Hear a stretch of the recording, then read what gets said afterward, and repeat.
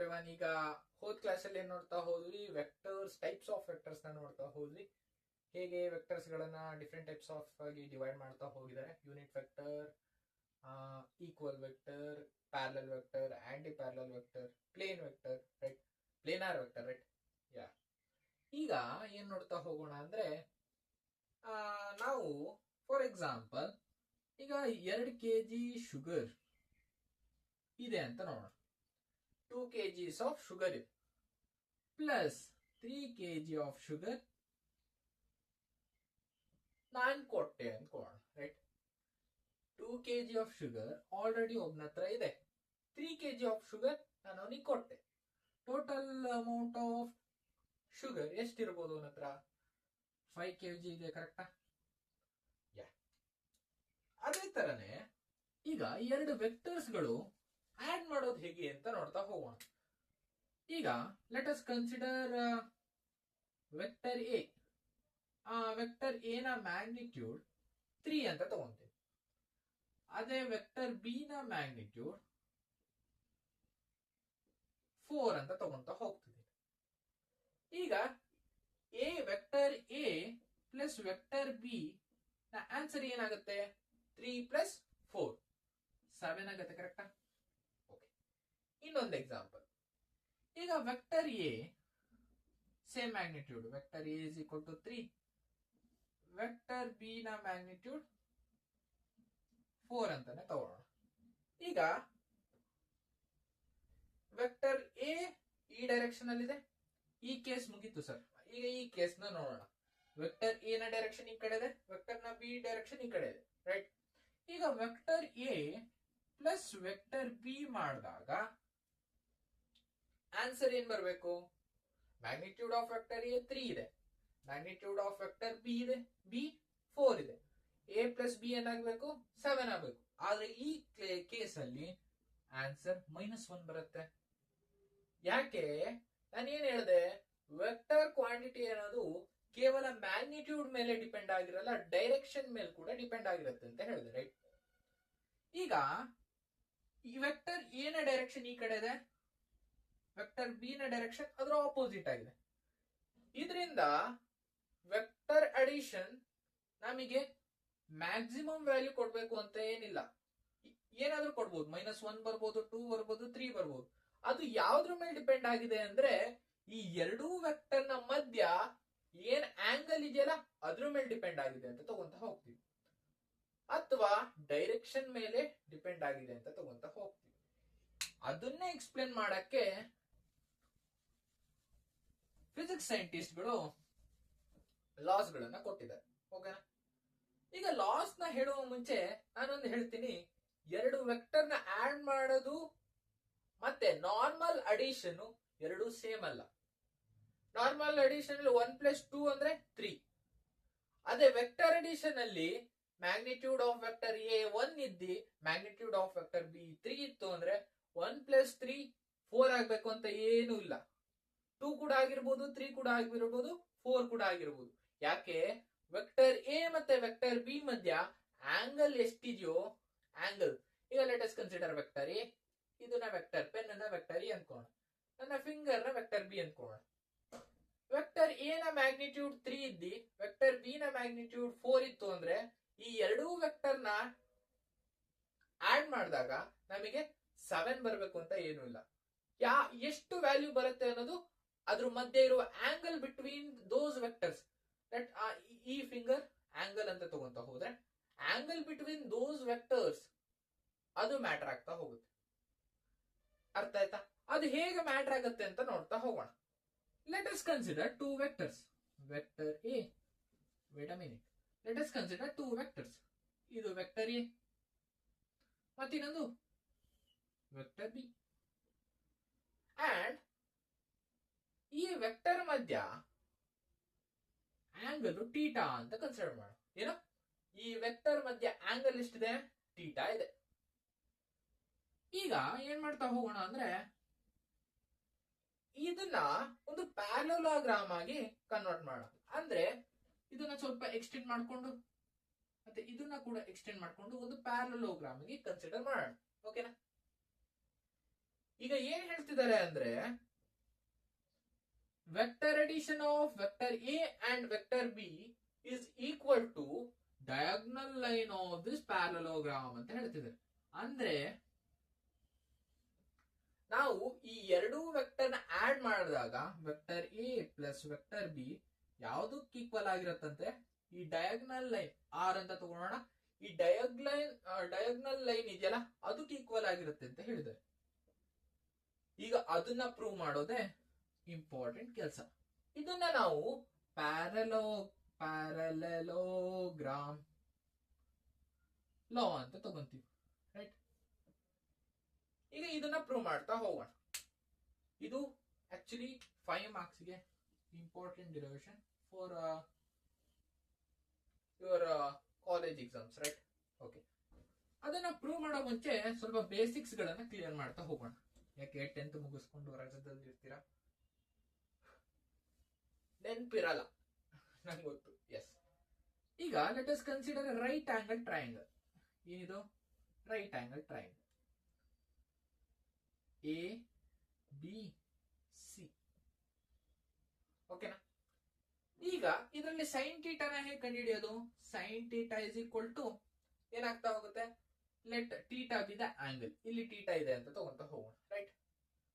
Sign theta is equal to ನಿಮಗೆಲ್ಲರಿಗೂ ಗೊತ್ತು, opposite by hypotenuse.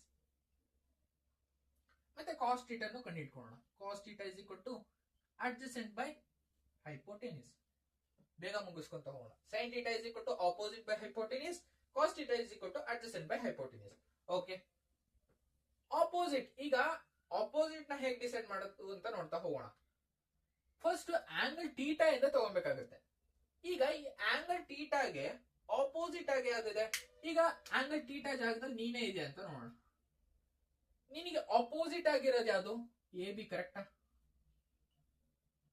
ಆದ್ರಿಂದ ಆಪೋಸಿಟ್ ಜಾಗದಲ್ಲಿ ಎ ಬಿ ಅಂತ ತಗೊಂತೇವೆ. ಹೈಪೋಟೆನ್ಯೂಸ್ ಅಂದ್ರೆ ನೀನು ಮೇಲ್ ನೋಡಿದಾಗ ಯಾವ ಲೈನ್ ಕಾಣತ್ತೆ? ಥೀಟಾದಲ್ಲಿ ನಿಂತಾಗ ನಿನಗೆ ಆ ಪಾಯಿಂಟ್ ನಲ್ಲಿ ನಿಂತಾಗ ನಿನಗೆ ಮೇಲ್ ನೋಡಿದಾಗ ಯಾವ ಲೈನ್ ಕಾಣತ್ತೆ? A C, correct? So A C, ಗೊತ್ತಾಯ್ತಾ? ಈಗ ಈ ಪಾಯಿಂಟ್ ಕಾಸ್ ಥೀಟಾ ಅಂದ್ರೆ ಅಡ್ಜಸೆಂಟ್ ಬೈ ಹೈಪೋಟೆನ್ಯೂಸ್, ರೈಟ್? ಈಗ ಅಡ್ಜಸೆಂಟ್ ಅಂದ್ರೆ ನೀನು ಥೀಟಾ ಆಂಗಲ್ ಅಲ್ಲಿ ಇದ್ದಾಗ ನೀನ್ ಯಾವ್ದ್ರ ಮೇಲೆ ನಿಂತಿದ್ಯಾ? ಬಿ ಸಿ ಮೇಲೆ ನಿಂತಿದ್ಯಾ, ರೈಟ್? ಅದನ್ನ B C divided by hypotenuse ಅಂದ್ರೆ ಆ ಥೀಟಾ ಮೇಲೆ ನಿಂತಾಗ ನೀನು ಮೇಲ್ ನೋಡಿದಾಗ ಯಾವ ಲೈನ್ ಕಾಣುತ್ತೆ? ಎ ಸಿ ಕಾಣುತ್ತೆ. So that is hypotenuse. Sine theta cos theta ಗೊತ್ತಾಯ್ತಾ? ಮತ್ತೆ ಇನ್ನೊಂದು ಐಡೆಂಟಿಟಿ ಬೇಕಾಗಿರುತ್ತೆ. ಯಾವತ್ತು sine square theta plus cos square theta ಇರುತ್ತಲ್ಲ ಅದ್ರ ಸಮ್ 1 ಗೆ ಈಕ್ವಲ್ ಆಗಿರುತ್ತೆ. ನಾವು ಮಾಡೋ ಡಿರೈವೇಶನ್ ಗೆ ಇಷ್ಟು ಗೊತ್ತಿತ್ತು ಅಂದ್ರೆ ಸಾಕು, ಬಹಳ ಸುಲಭವಾಗಿ ಮಾಡಬಹುದು. ಅರ್ಥ ಆಯ್ತಲ್ವಾ? ಸೈನ್ ಥೀಟಾ ಅಂದ್ರೆ ಅಪೋಸಿಟ್ ಬೈ ಹೈಪೋಟೆನ್ಯೂಸ್. ಇದೆಲ್ಲ 10th ಅಲ್ಲೇ ಕಲ್ತಿರ್ತೀರ, ಆದ್ರೂ ಇನ್ನೊಂದ್ಸಲ ಮಾಡುದು, ರೈಟ್? ಓಕೆ, ಡಿರೈವೇಶನ್ ಗೆ ಬರ್ತಾ ಹೋಗೋಣ. ಡಿರೈವೇಶನ್ ನ ಹೆಸರು ಪ್ಯಾರಲೋಗ್ರಾಮ್ ಆಫ್ ವೆಕ್ಟರ್ ಅಡಿಷನ್. ಈಗ ಏನ್ ಮಾಡ್ತಾ ಹೋಗೋಣ? Let us consider vector A and vector B. ಮತ್ತೆ ಈ ಎರಡು ವೆಕ್ಟರ್ ನ ಮಧ್ಯ ಆಂಗಲ್ ಥೀಟಾ ಅಂತ ಕನ್ಸಿಡರ್ ಮಾಡೋಣ. ಓಕೆ, ಈಗ ಏನ್ ಮಾಡ್ತಾ ಹೋಗೋಣ ಅಂದ್ರೆ ಈ ಎರಡು ವೆಕ್ಟರ್ಸ್ ಇಂದ ಸ್ವಲ್ಪ ಲೈನ್ ನ ಎಕ್ಸ್ಟೆಂಡ್ ಮಾಡ್ಕೊಂಡು ಇದನ್ನ ಪ್ಯಾರಲೋಗ್ರಾಮ್ ಶೇಪ್ ಗೆ ಬರೋಣ. Parallelogram is nothing but rectangle, ಆದ್ರೆ ಸ್ವಲ್ಪ ವೇರಿಯೇಷನ್ ಇರುತ್ತೆ. ಓಕೆನಾ? ಈಗ ಏನ್ ಮಾಡ್ತಾ ಹೋಗೋಣ, ಸ್ವಲ್ಪ ಲೈನ್ ನ ಎಕ್ಸ್ಟೆಂಡ್ ಮಾಡ್ಕೊಂಡು ಇದನ್ನ ಪ್ಯಾರಲೋಗ್ರಾಮ್ ಗೆ ಶೇಪ್ ಗೆ ತರೋಣ. According to the vector addition of parallelogram law ಏನ್ ಮಾಡ್ತಾ ಹೋಗಿದ್ದಾರೆ, ಈಗ ಪ್ಯಾರಲೋಗ್ರಾಮ್ ನ ಕನ್ಸಿಡರ್ ಮಾಡಾದ್ಮೇಲೆ ಈ ಎರಡು ವೆಕ್ಟರ್ ನ ಅಡಿಷನ್ ಯಾವ್ದಕ್ಕೆ ಈಕ್ವಲ್ ಆಗಿರುತ್ತೆ ಅಂದ್ರೆ ಇದರ ಡಯಾಗ್ನಲ್ ಲೈನ್ ಏನಿದೆಯಲ್ಲ ಇದಕ್ಕೆ ಈಕ್ವಲ್ ಆಗಿರುತ್ತೆ ಅಂತ ಅದನ್ನ ಆರ್ ಅಂತ ಕನ್ಸಿಡರ್ ಮಾಡೋಣ. ಓಕೆನಾ? Okay, vector addition of those vectors is equal to line diagonal line magnitude ಗೆ ಈಕ್ವಲ್ ಆಗಿರುತ್ತೆ. ಅದನ್ನ ಆರ್ ಅಂತ ತಗೊಂತ ಹೋಗೋಣ. ಈಗ ಈ ಆರ್ ಅನ್ನ ಕಂಡುಹಿಡಿಯೋದು ದೊಡ್ಡ ಟಾಸ್ಕ್. ಓಕೆನಾ? ಹೇಗೆ ಕಂಡುಹಿಡಿಯೋಣ? ಈಗ ಇದನ್ನ ನೇಮ್ ಮಾಡ್ಕೊಳ್ಳೋಣ. ಏನಂತ ಮಾಡ್ಕೊಳ್ಳೋಣ? ಓ ಪಾಯಿಂಟ್ ಪಿ, ಇದನ್ನ ಕ್ಯೂ, ಇದನ್ನ ಆರ್ ಅನ್ಕೊಳ್ಳೋಣ. ಈಗ ಈ ಪಾಯಿಂಟ್ ಆರ್ ನ ಸ್ವಲ್ಪ ಎಕ್ಸ್ಟೆಂಡ್ ಮಾಡ್ಕೊಳ್ಬೋದಾ? ಓಕೆ, ಇಲ್ಲಿಂದ ಕ್ಯೂ ಪಾಯಿಂಟ್ ಇಂದ ಒಂದು ಪರ್ಪೆಂಡಿಕ್ಯುಲರ್ ಲೈನ್ ಅನ್ನ ಡ್ರಾ ಮಾಡೋದು, ರೈಟ್? ಈ ಪಾಯಿಂಟ್ ನ ಎಸ್ ಅಂದ್ಕೊಂತೀವಿ, ಓಕೆನಾ? ಈ ತರ ಫಿಗರ್ ಆಯ್ತಾ? ಓಕೆ. ಇಲ್ಲಿ ಆಂಗಲ್ ಟೀಟಾ ಇತ್ತು ಅಂದ್ರೆ ಕರೆಸ್ಪಾಂಡೆಂಟ್ ಆಂಗಲ್ ಏನಾಗುತ್ತೆ? ಟೀಟಾನೇ ಇರುತ್ತೆ. ಒಂದು ಪರ್ಪೆಂಡಿಕ್ಯುಲರ್ ಲೈನ್ ಡ್ರಾ ಮಾಡಬೇಕು ಅಂದ್ರೆ ಇದು ಆಂಗಲ್ 90 ಡಿಗ್ರಿ ಆಯ್ತು, ಓಕೆನಾ? ಈ ತರ ಫಿಗರ್ ಬಂತು. ಫಸ್ಟ್ ಏನ್ ಮಾಡ್ತಾ ಹೋಗ್ಬೇಕಾಗತ್ತೆ? Triangle, let us consider triangle R Q S. ಯಾವ ಟ್ರಯಾಂಗಲ್? ಆರ್ ಕ್ಯೂ ಎಸ್, ಓಕೆನಾ? ಈ ಟ್ರಯಾಂಗಲ್ ಆರ್ ಕ್ಯೂ ಎಸ್ ಇಂದ ನಾವು ಫಸ್ಟ್ ಸೈನ್ ಟೀಟಾನ ಕಂಡುಹಿಡ್ಕೊಳ್ಳೋಣ. ಓಕೆ, ಸೈನ್ ಟೀಟಾ ಏನಂದ್ರೆ ಆಪೋಸಿಟ್ ಬೈ ಹೈಪೋಟೆನ್ಯೂಸ್. ಯಾ, ಅದಾದ್ಮೇಲೆ ಇಲ್ಲಿ ಆಪೋಸಿಟ್ ಏನಾಗ್ತಾ ಹೋಗುತ್ತೆ? ಇಲ್ಲಿ ನೀನ್ ಕೂರು, ನಿನಗೆ ಆಪೋಸಿಟ್ ಯಾವ್ದಿದೆ? ಕ್ಯೂ ಎಸ್ ಇದೆ, ಕರೆಕ್ಟ್? Divided by hypotenuse. ಇಲ್ಲಿ ಕೂತಾಗ ಮೇಲ್ ನೋಡಿದಾಗ ಯಾವ ಲೈನ್ ಕಾಣಿಸ್ತಿದೆ? R Q, right? ಓಕೆ. ಅದಾದ್ಮೇಲೆ ಈಗ ಕ್ಯೂ ಎಸ್ ಇದ್ರ ಮ್ಯಾಗ್ನಿಟ್ಯೂಡ್ ಎಷ್ಟಿರುತ್ತೆ ಅಂದ್ರೆ ನಮಗೆ ಗೊತ್ತಿರೋ ಹಾಗೆ ನಾವು ಕನ್ಸಿಡರ್ ಮಾಡ್ತಿರೋದು ಪ್ಯಾರಲೋಗ್ರಾಮ್, ರೈಟ್? ಯಾವುದು? ಒಂದ್ ನಿಮಿಷ. ಯಾ, ನಾವು ಕನ್ಸಿಡರ್ ಮಾಡ್ತಿರೋದು ಪ್ಯಾರಲೋಗ್ರಾಮ್. ಆದ್ರಿಂದ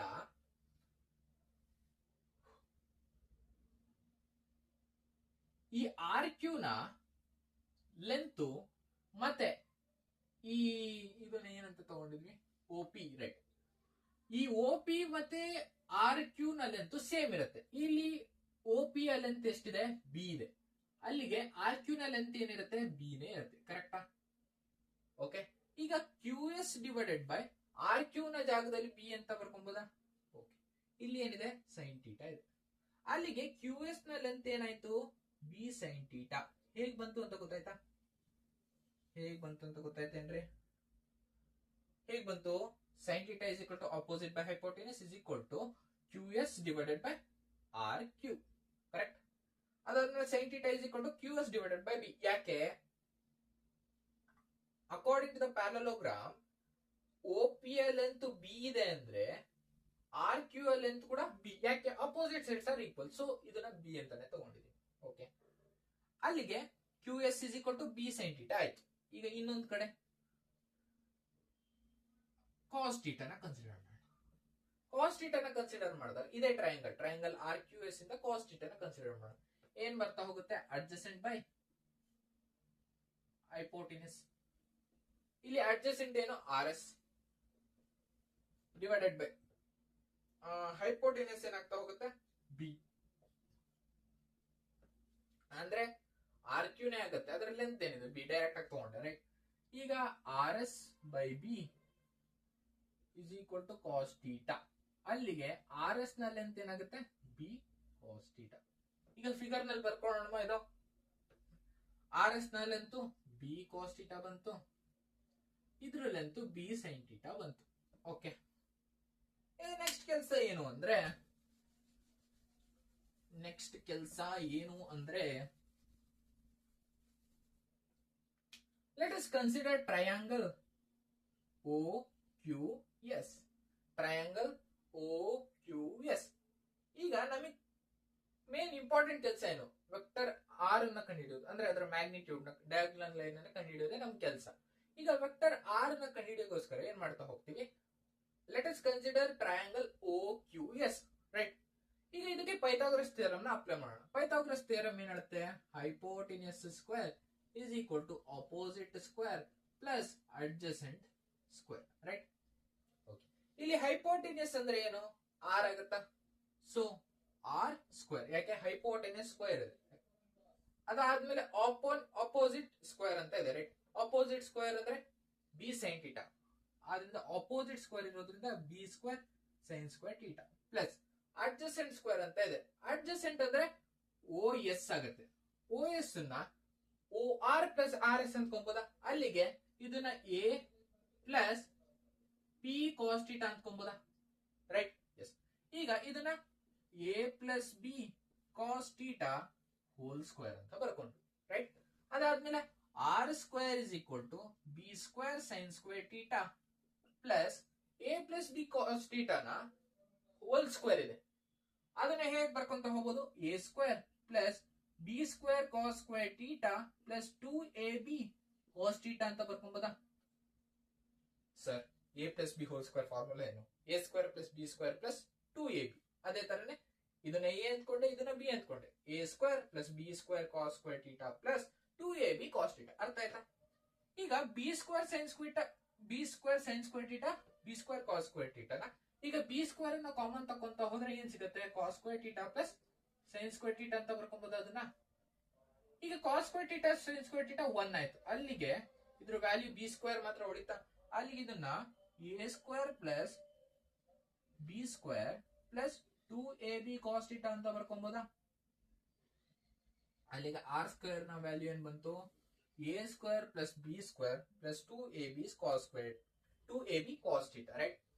ಅಲ್ಲಿಗೆ ಎರಡು ವೆಕ್ಟರ್ ನ ಆಡ್ ಮಾಡಿದಾಗ ರಿಸಲ್ಟೆಂಟ್ ವೆಕ್ಟರ್ ನ ಮ್ಯಾಗ್ನಿಟ್ಯೂಡ್ ಎಷ್ಟಾಗಿರುತ್ತೆ ಅಂದ್ರೆ A square plus B square plus 2ab cos theta ಅಂತ ತಗೊಂತ ಹೋಗ್ತೀವಿ.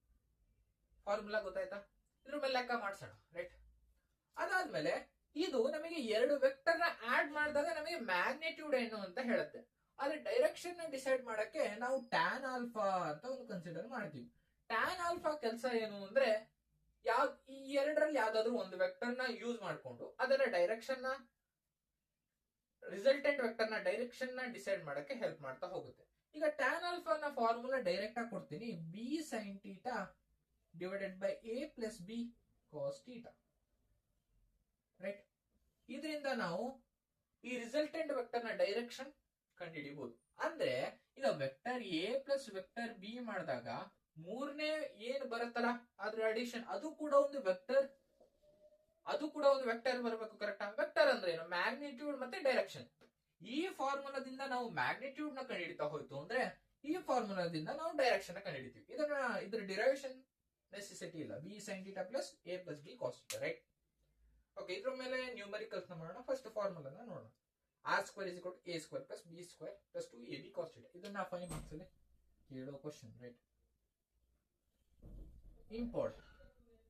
ಈಗ ನೆಕ್ಸ್ಟ್ ಏನ್ ಮಾಡ್ತಾ ಹೋಗೋಣ, ಇದ್ರ ಮೇಲೆ ಕ್ವಶನ್ ನ ಮಾಡೋಣ. ಒಂದೆರಡು ಕ್ವಶನ್ ನ ಮಾಡ್ತಾ ಹೋದ್ರೆ ಐಡಿಯಾ ಬರುತ್ತೆ. ಏನ್ ಐಡಿಯಾ ಬರುತ್ತೆ ಗೊತ್ತಾಗತ್ತೆ ಹೇಗೆ ಮಾಡೋದು ಅಂತ, right? Let us consider vector A is equal to 3, vector b is equal to 4, and angle between those two vectors be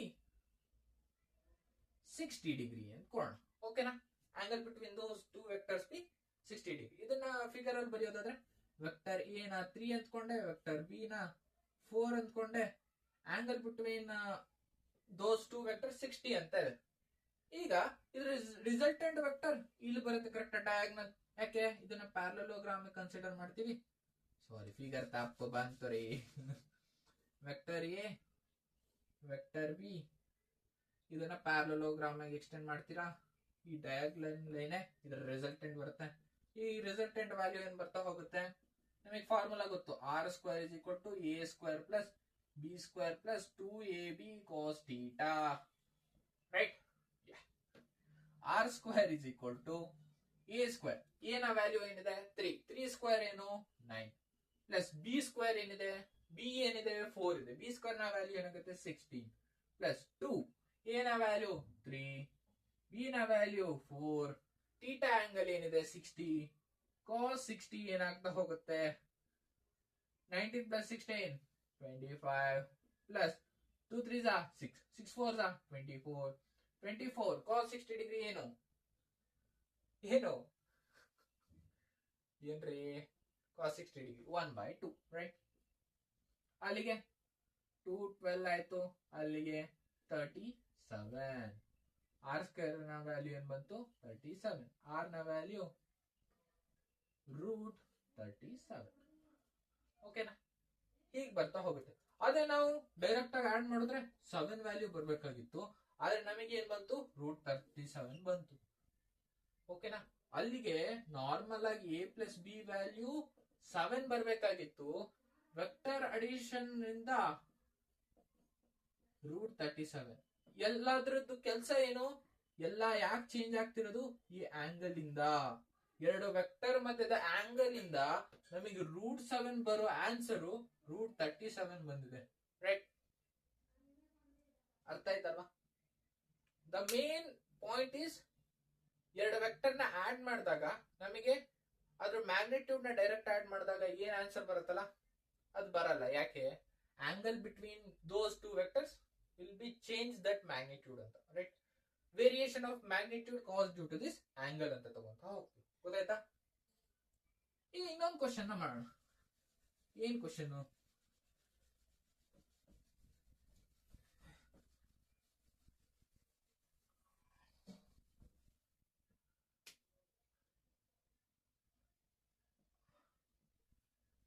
Vector addition of two vectors will be maximum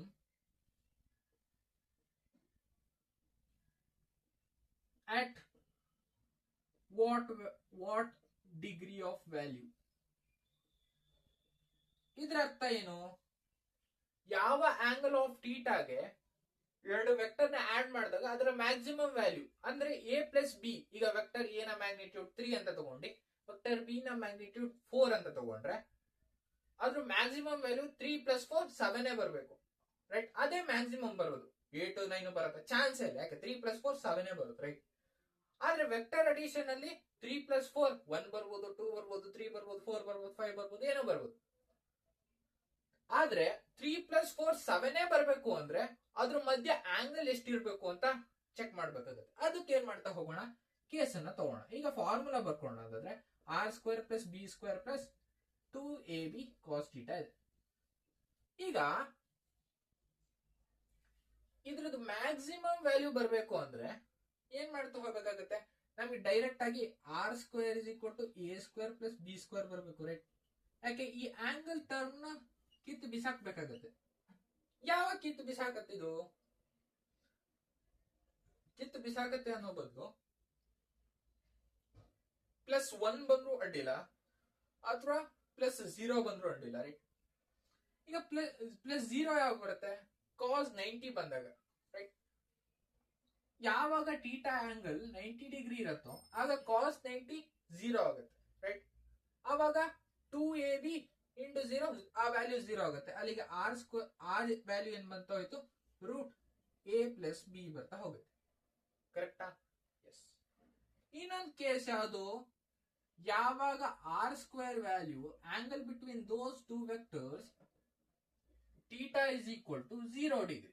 ಅಂದ್ರೆ ಈ theta 0 ಬಂತು ಅಂದ್ರೆ, theta value 0 ಬಂತು ಅಂದ್ರೆ ಆಗ ಇದ್ರ cos θ value 1 ಬಂತು. ಅಲ್ಲಿಗೆ +2ab ಬರುತ್ತಾ?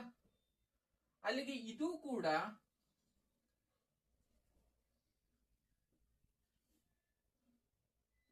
ಇದನ್ನ a+b² ಅಂದ್ಕೊಂಬೋದಾ?